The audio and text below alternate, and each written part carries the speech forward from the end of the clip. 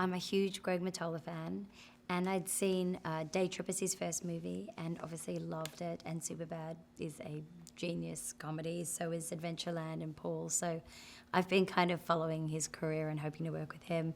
And obviously I love Zach Galifianakis, and then I read the material and I thought there was something there was just so much comedy to be mined from a suburban couple with their proverbial noses pressed to the glass, looking at the neighbors for the life they don't have.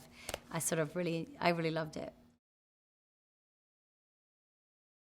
It's been amazing working with Greg. Greg has, he's surpassed my greatest hopes for working with him. He's collaborative and really, really funny, and he just comes up with stuff to do.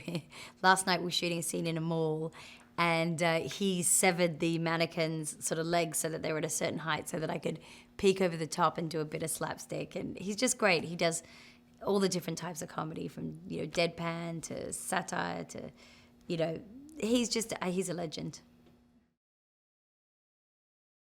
So, yes. Okay, this is the story of a suburban couple, myself and Karen Gaffney, and we live in this friendly suburban, cul-de-sac, and these glamorous neighbors move in. It's a little bit like Mr. and Mrs. Smith, except if the neighbors were spies. Or Rear Window, it's that kind of tone and then we end up becoming these action spies with them, which is hilarious because we know nothing about that world.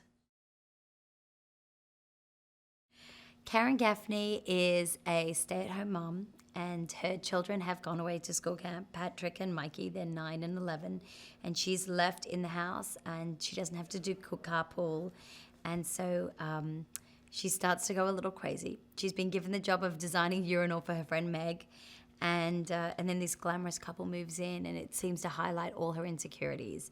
They seem to be having sex, and she and Jeff are in a rut. They seem to have no kids, and she and Jeff are sort of bogged down in banal kid-type routines. So in wanting to be like them, they end up slipping into their world.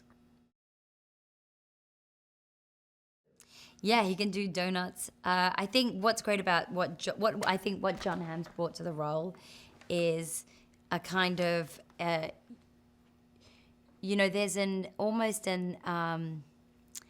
an anonymity to John. He doesn't reveal much. He's quite mercurial and sort of hard to get to know, if you will. And I think that sort of quality makes that character very fascinating. You don't really know. He's a mystery. He's an enigma, and I think that's what John Hamm brings. I think I relate to Karen because for the most part, I'm at home with my kids, and my day revolves around, cooking meals and doing carpool. And for Karen, she then has these exciting neighbors move in, and so it's an excuse for her really to break out of the world that she's in. It's like me getting to do a movie. This is Karen's version of getting to do a little bit of work and have something for herself. And so she revels in the opportunity to steal spy equipment from her 10-year-old and kind of watch the neighbors day in, day out.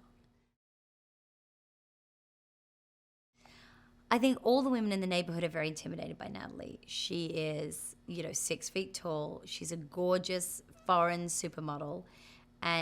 She appears that way, and she's there with her handsome husband without any children, and she's exceptionally good at many things. She has a cooking blog. She's wonderful at darts. She seems to be very different from any of the women that Karen has ever met before. Well, I think Jeff and Karen have been married for over 15 years. And they're like classic parents trying to find the time to, be intimate involves a scheduling crisis. And, they're always, doing stuff for the kids, and they don't put that time into themselves. So this is their summer. Kids have gone away to camp, and they try to get, get in touch with each other in that kind of emotional and romantic way.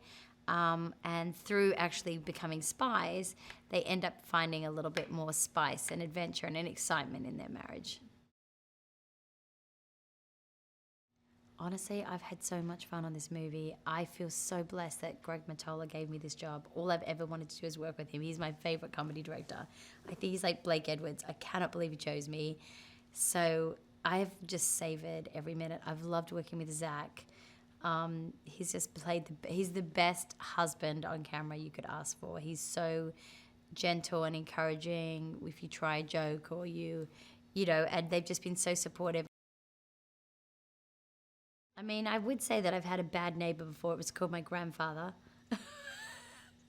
He used to turn the hose on us whenever we visited him, literally spray me and my brothers down. Where I was like, Mom, Gramps has turned the hose on us again. But rest his soul, he's no longer with us. Yeah, that was my worst neighbor experience, my grandpa.